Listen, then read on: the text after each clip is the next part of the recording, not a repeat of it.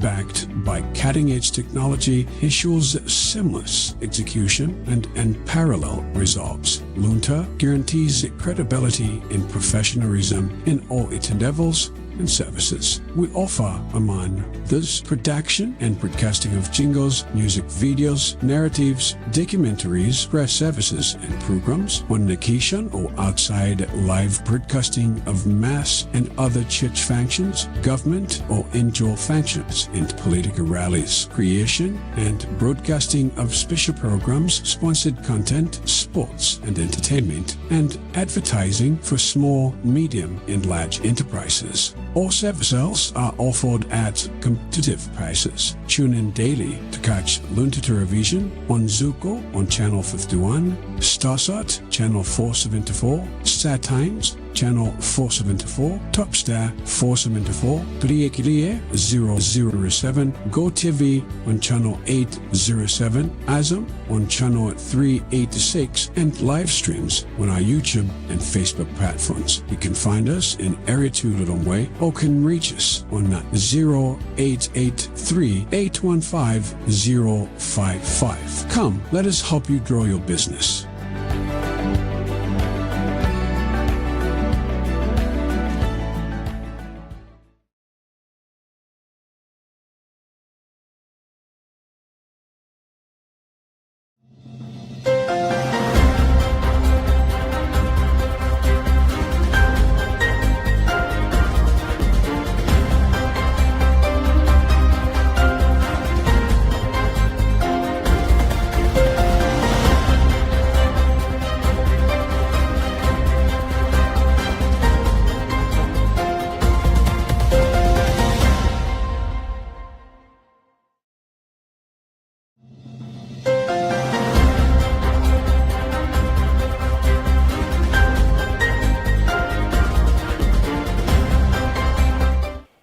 Watching our 7:30 news bulletin. My name is Tandi Webzumara. First, the headlines.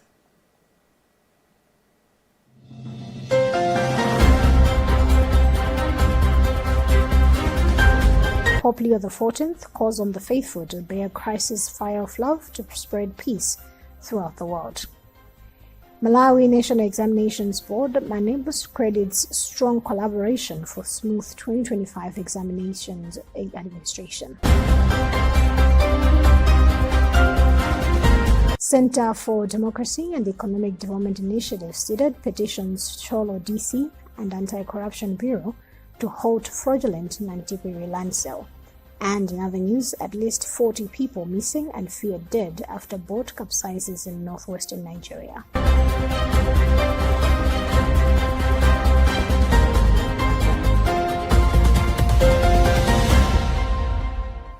We do have the details to these stories and more. Just stay with us.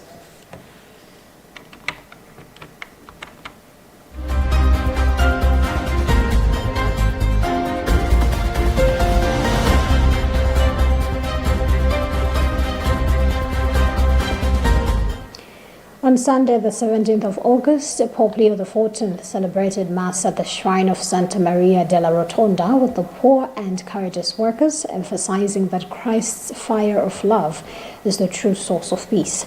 In his homily, he described the Church as a church of the poor, urging believers to prioritize compassion over personal comfort.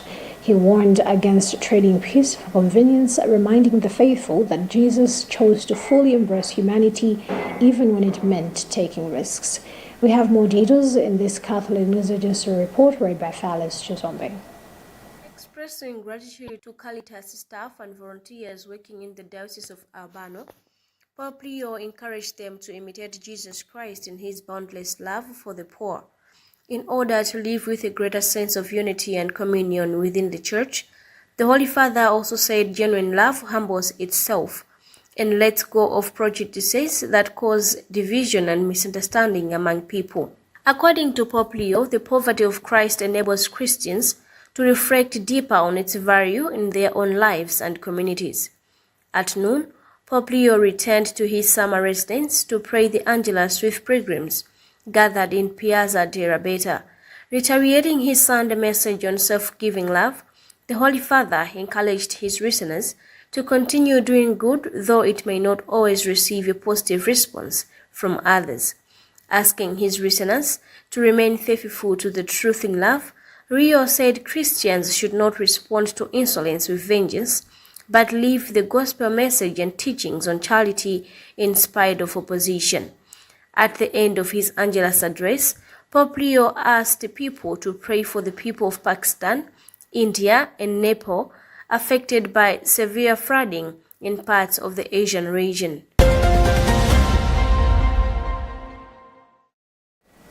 The Malawi Conference of Catholic Bishops, MCCB, has urged Catholic youth across the country to rely on prayer as they navigate the challenges of daily life.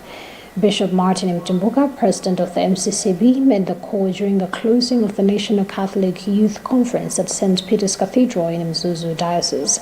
The conference, which brought together youth from all 8 dioceses, aimed to strengthen both the spiritual and physical lives of young Catholics. According to Bishop Mtumbuka, despite the many obstacles young people face, they should always remember that God is with them and prayer must remain a vital part of their lives.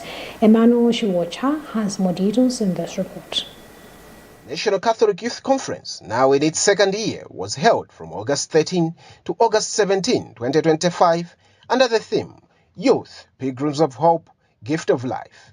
During the gathering, young people took part in various sessions that focused on both spiritual and physical life issues, including sacraments, mental health, and economic empowerment. Bishop Martin Mtumbuka emphasized that life is full of ups and downs, and young people face numerous challenges, spiritual, financial, and social. However, he encouraged them to depend on prayer when confronted with difficulties and to rise up and keep moving forward when they fall. The Church loves and care for the youth was evident in the organization of the conference, which aimed to provide a platform for young Catholics to grow in their faith and become responsible citizens. Bishop Mtumbuka further highlighted that the Church values young people and is committed to supporting them in their spiritual and physical development. Practice what they have learned here. We have a lot of hope and a lot of confidence in them, regardless of the challenges. We encourage them to be strong in their faith, and they are pilgrims of hope. And this journey of going back to our eternal home has a lot of bumps, but relying on the Eucharist and the intercession of the Blessed Virgin Mary and the Holy Spirit, let them be strong. National Youth Chaplain Father Patrick Gamba expressed gratitude to parish priests and parents for their support in allowing their children to attend the conference. He also appealed to the youth to share the knowledge and experience gained during the conference with their peers, so that the impact can extend beyond those who attended. It's that I wish to send to the youth, especially those who came to attend this year's National Catholic Youth Conference, as well as those who have been following us through various media platforms. I encourage them to put into practice what they have learned during this conference.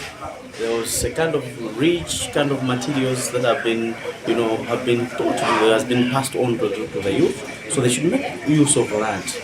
The conference provided a unique opportunity for young Catholics to come together and deepen their faith and build skills that will enable them to become leaders and agents of positive change in their communities. As pilgrims of hope, the youth were encouraged to hold firm to their faith and trust in God's plans for their lives.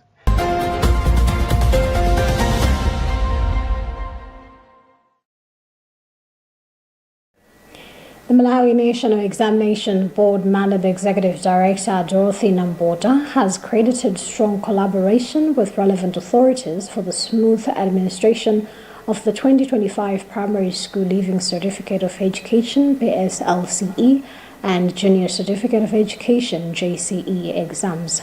She made the remarks during a joint press briefing with the Ministry of Basic and Secondary Education, where the results for both PSLCE and JCE exams were officially released. A total of 216,972 students passed the PSLCE, representing 87.5%, while 132,977 students have passed the JCE, giving a pass rate of 77.61%. Bridget Wanoga has more details in this report. The Malawi National Examinations Board, MANEB, has released the 2025 Junior Certificate of Education and Primary School Leaving Certificate of Education results, showing higher pass rates than last year. For the JCE, 158,000 students sat for the exams and about 133,000 passed, representing a 77.6% pass rate.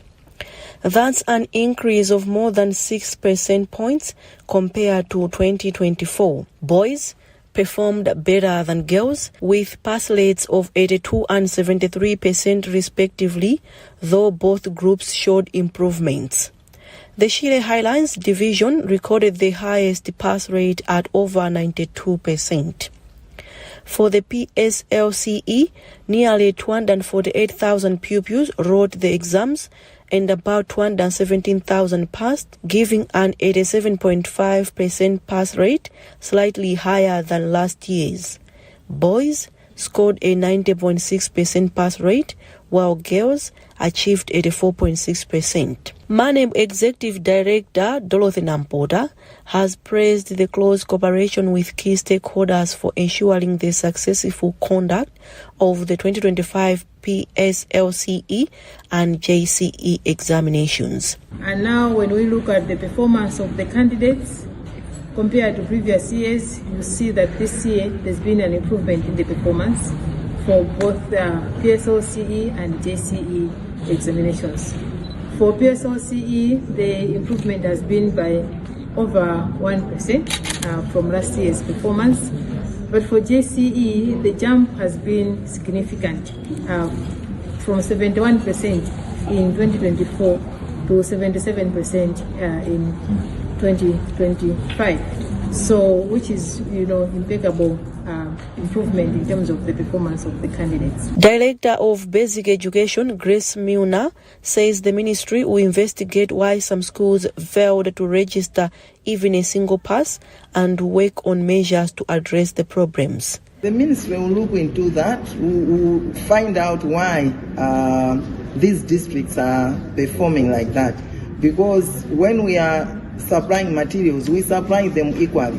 So maybe there are some reasons that are contributing to that. So the ministry will find out why we have some districts doing so well, others doing poorly.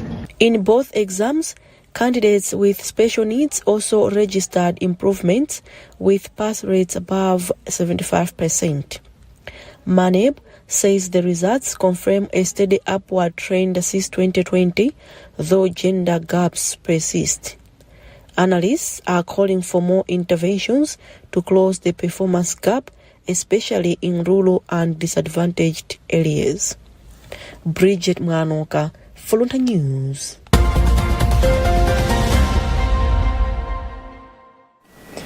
The Center for Democracy and Economic Development Initiative, CIDID, has called on the Cholo District Commissioner to suspend plans to sell land in the Nantibiri area, raising concerns over alleged fraudulent activities.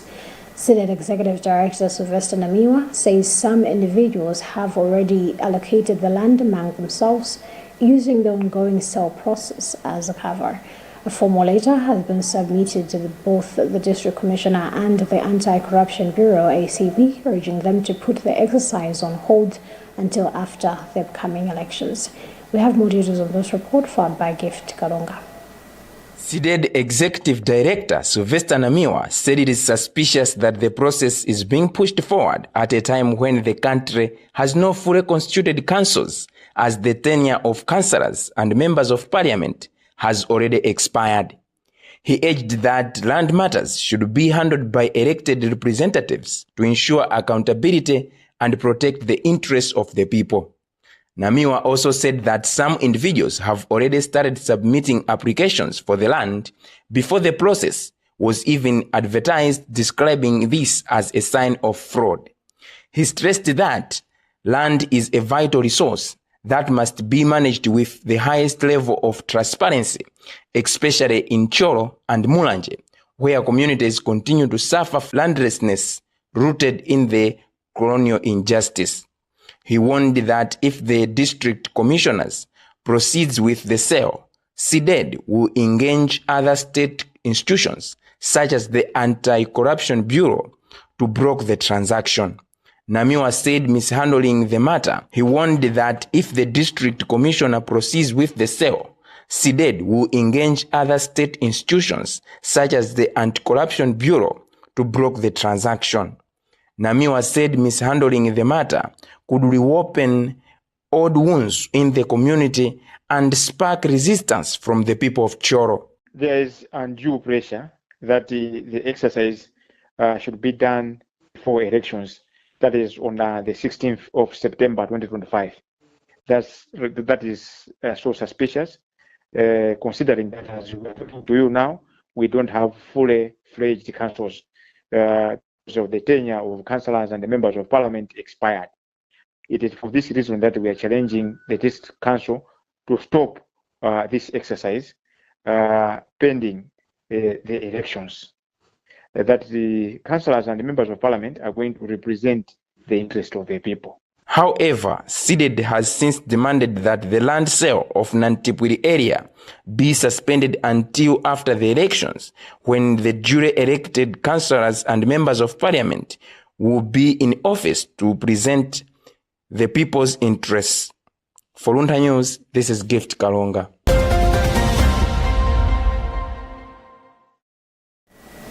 Malawi Healthway Equity Network Main Executive Director George Jobe has warned that the country is facing a silent but growing health crisis with non-communicable diseases (NCDs) such as hypertension and diabetes spreading at an alarming rate.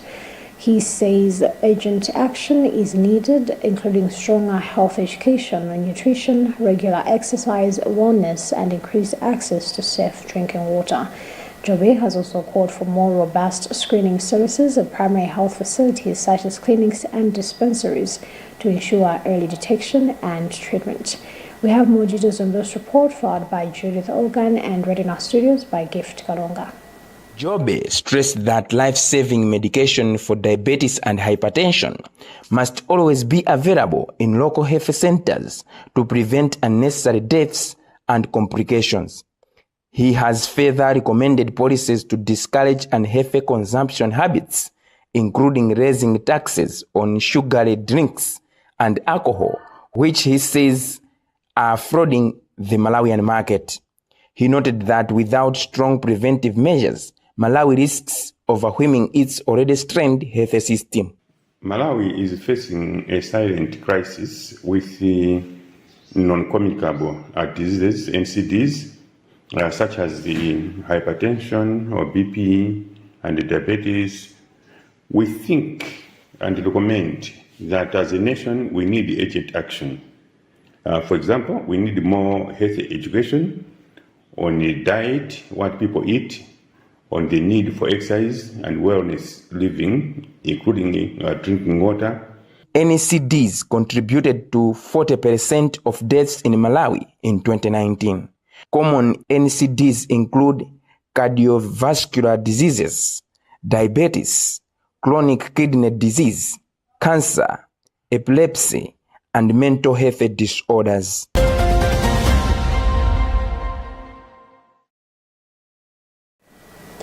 If you just tuned into Luntha TV, know that you're watching news coming to you live from Bishop Navy Media Center, and today you're with me, Tandi Wenzumara. Before I proceed with the news, let's have another look at the headlines.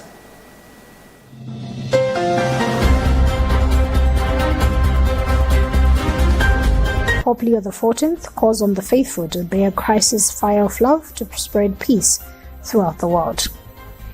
Malawi National Examinations Board MANEB credits strong collaboration for smooth 2025 examinations administration.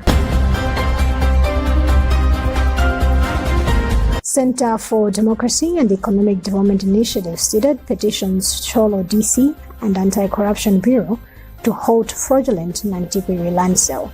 And in other news, at least 40 people missing and feared dead after boat capsizes in northwestern Nigeria.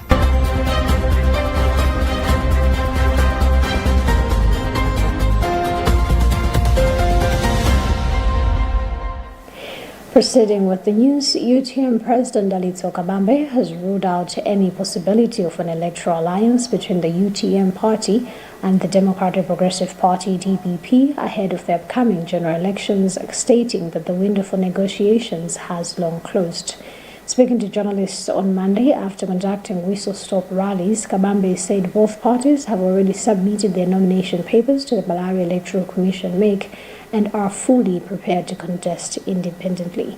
We have more details on this report filed by Charity Chilanga. Kabambe revealed that alliance discussions had taken place earlier but failed due to disagreements over the terms of the proposed arrangement. The UTM president acknowledged the challenges presented by the 50+1 electoral system, which requires a candidate to win a majority of the votes to become president. However, he emphasized that UTM remains committed to contesting the election and believes in its own strength. To Dubai, where they are printing ballot papers, I've been informed that the ballot papers for presidential ballot papers are almost complete. You can check that information with MEC. But I've been told by UTM officials who are in Dubai that they have almost completed printing ballot papers for presidential ballot papers. So my name is there, and I can tell you the number at which I am. I can tell you if you want. But I'm on the ballot. So I think the time for negotiations about alliances, I think we had that time. We failed to agree because some people decided that they didn't want that agreement. We had put forward what we wanted in the agreement. It was never taken, so we've moved on. And we are going to fight at the ballot. Now it's just about 27 or 8 days to go, the general election. We're going to fight. It's 50+1. It's a tough one. I don't think anyone is going to win 50+1, but if we do, maybe it's us who can win. But we'll continue fighting in our case. Among other things, Kabambe attacked President Lazarus Chakwera in the Malawi Congress Party MCP of deceiving Malawians and plunging the nation into economic and social turmoil. He urged Malawians to rally behind the UTM, promising a new era of leadership focused on sustainable development, economic recovery, and dignity for all. On Monday, Kabambe took his whistle-stop tour to Malingonde Trading Center, Pirilanjuzi, Mpingu, and Chitipi.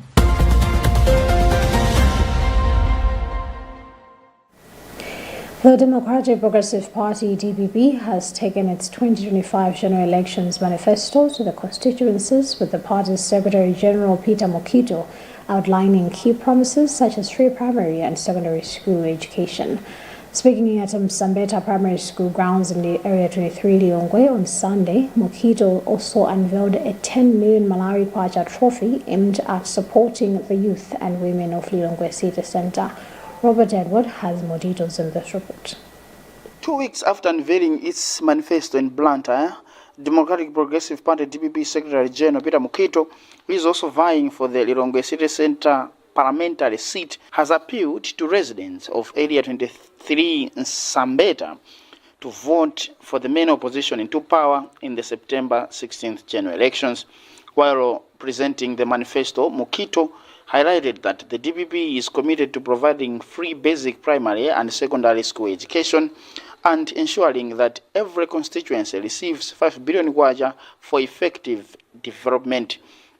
In an interview with journalists after the rally, Mokito stressed the importance of DPP members and all political parties to observe the Malawi Electoral Commission's Code of Conduct by focusing on issue-based campaigns rather than engaging in physical or verbal attacks. It is becoming a problem. And if we are to achieve indeed a society which is learned, then we need to start removing some of these hiccups. And hence the DPP's decision, the professor's decision to move away all the school fees and all any other related payments in our secondary school, making it free from the nursery up to the secondary education.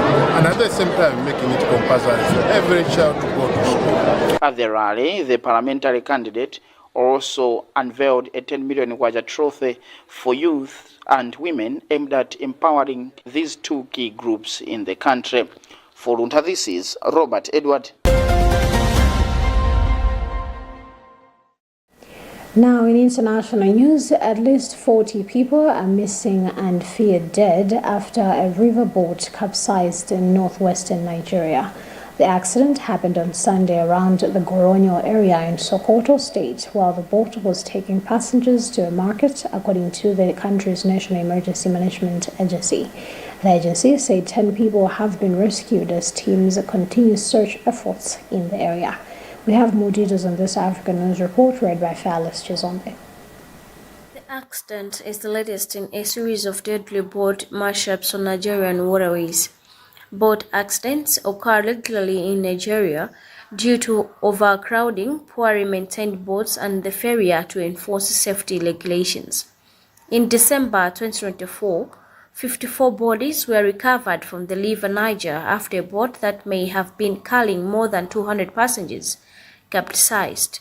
It was the third incident of a passenger boat going down in a 60-day period. A month earlier, in November 2024, a wooden dugout canoe packed with nearly 300 passengers overturned and sank in the middle of the Niger, killing nearly 200 people. In another accident that gained a lot of attention, more than 100 people drowned 2 years ago in the southwestern part of the country. The vessel they were in was carrying around 300 passengers traveling from Kwara State to Niger State after a wedding celebration. According to the regulations, all passengers are supposed to wear life jackets, but they are not always available, especially in rural areas. That also marks the end of what we had for you in this edition of our news bulletin. But before we go, here's a reminder of the headlines.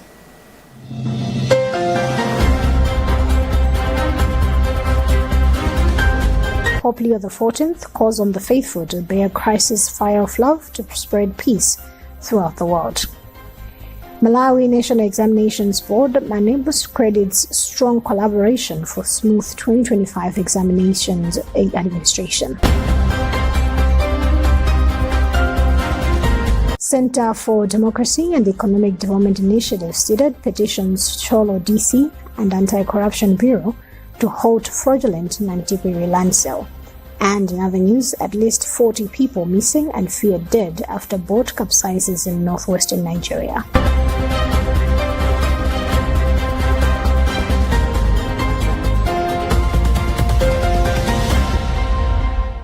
My name is Tandy Wimzamara. Thank you for keeping me company, and do continue following the rest of our programs right here on Luntha TV. Just a reminder that you can catch these news and other programs on our social media pages. We are on Facebook at Luntha Television, and on YouTube we are at Luntha TV Official.